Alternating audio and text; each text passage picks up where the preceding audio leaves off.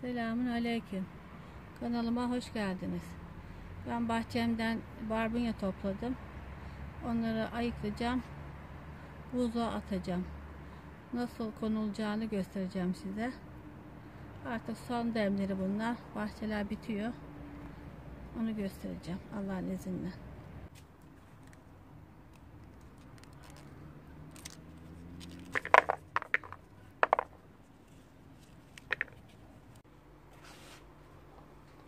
Bunu ayıkladım ben.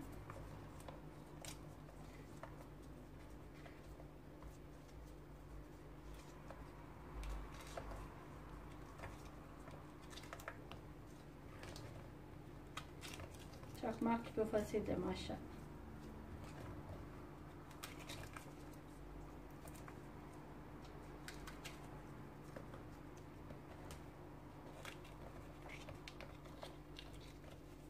Bunu şimdi yıkayacağım güzel gene çiğden. Buzdolabı poşetlerine koyacağım. Bol suda temizlenene kadar yıkayacağım. Bunu güzel gene yıkadım, temizledim. İyi süzdürdüm. İçinde su kalıp da buz kokmasın, buzlu olmasın diye. Şimdi poşetleyeceğim. Bismillahirrahmanirrahim.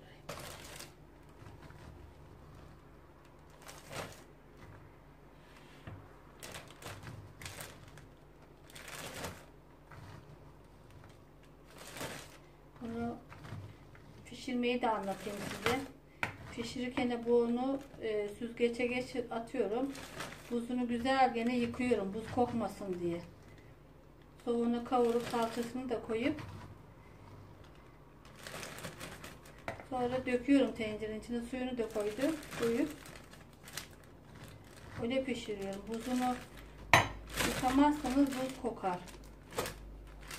Buzunu yıkayınca taze fasulye gibi oluyor.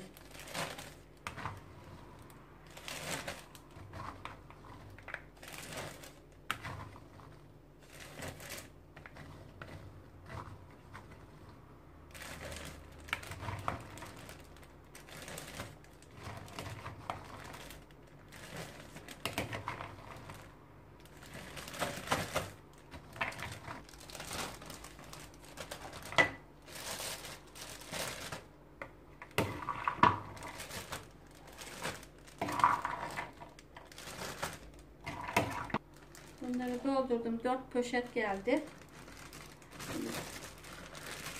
Poşetlerin ağzını sıkıca bağlayacağım.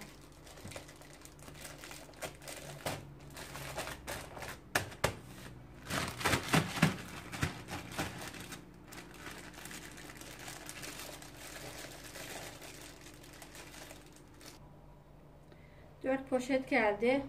Poşetleri doldururken, bağlarken çok gergin yapmayın. Tokoz gibi olmasın. Dolapta yer kaplamasın. Bunu şimdi atacağım buzdolabına. Beni izlemeye devam edin. Ücretsiz olarak kanalıma abone olun. Allah'a emanet olun. Hoşça kalın. Allah'a ısmarladık.